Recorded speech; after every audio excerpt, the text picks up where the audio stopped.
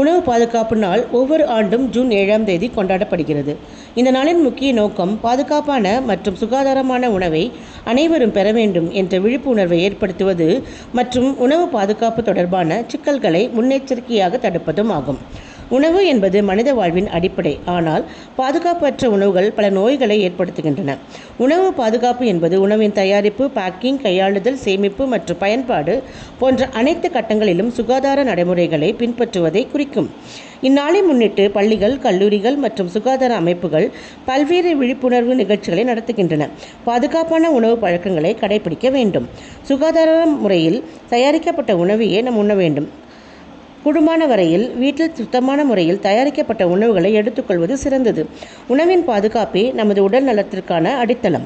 உணவு பாதுகாப்பு நாளில் எல்லோரும் உறுதியுடன் பாதுகாப்பான உணவு பழக்கங்களை கடைபிடிப்போம். நன்றி.